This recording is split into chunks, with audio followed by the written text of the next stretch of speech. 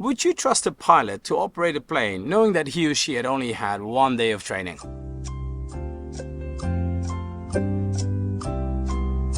I asked a few of my friends and this is what they said. No. No. No. No. No. Hell no. Of course you wouldn't trust a pilot knowing that they had only spent 1 day of training. No.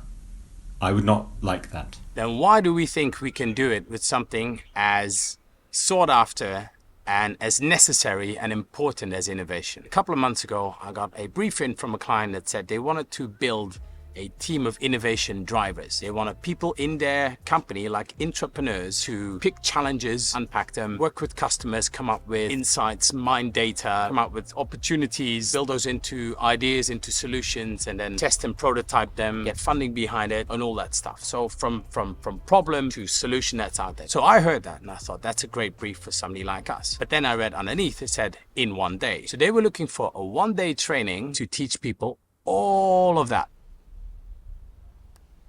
Right.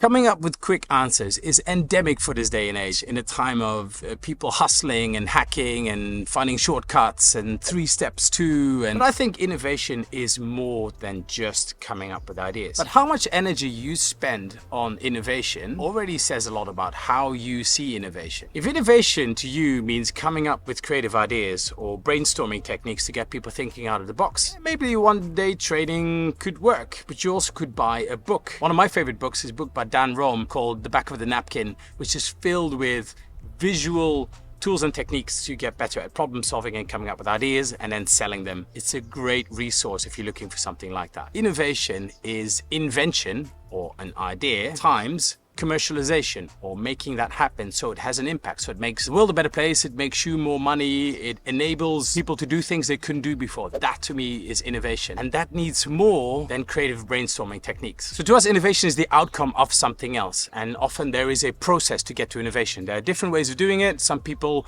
prefer a more lean startup way, but others just like a more design thinking approach. Now underneath that process is a whole bag of tools and tricks that are necessary for doing those things. Can you learn these? Of course you can learn these. Should you cram them in a 1-day training? Probably not. So why would you train people in the first place? Well, most likely is to up your game, to build the capability to skill people up so you can drive your business forward. You as companies alone spend $90 billion on training. That's a load of money on training. There's only one problem. The biggest headache of a lot of executives is seeing the results of that training. So the transition from the training into the workplace, that's usually when it gets stuck. All right, it's getting a bit hot outside. Why don't we go back inside and we'll talk about how we can take training into something that builds your capability, in this case around innovation. All right, let's do that now. Let's go. Look at that. It's a sunny day. It's a hot day. What can we do to make our trainings, turn them into business success? The first one is spotting opportunities before. Before you even do a training, I would ask the question, what do you want people to do? And the second question is, how do you know that they're doing it?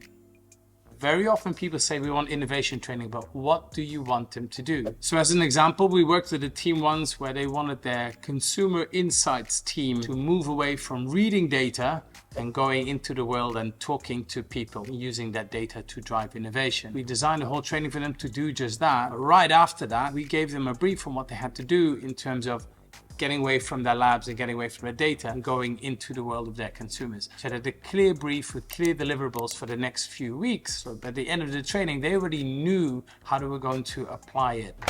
Now the second one is support structures. So once people get doing, and it doesn't matter whether these are just smaller on-the-job activities or a specific project that they are working on, find ways where you can support them. This could be in terms of giving people some time and some money, but this could also be weekly or bi-weekly check-ins where you say, hey, how's it going? How can I help you? How have you taken forward the stuff you've learned from the training? And the last one is pass the torch. You've spent time and energy into building your capability, not just through the training, but by doing. Now you've got this. You've got a small population of people within your business that have got some battle scars to show and have got some stories to tell. Now harness that capability and get these people to pass it on to other people. Maybe pair up somebody who's done a project, who's done some on-the-job activity with somebody who's new, in that way that they can learn through on-the-job coaching and on-the-job learning. As I said last time, time. Learning is the result of doing. Once people have now gone through a training, however good the training is, you know what to, where's the piece of paper here?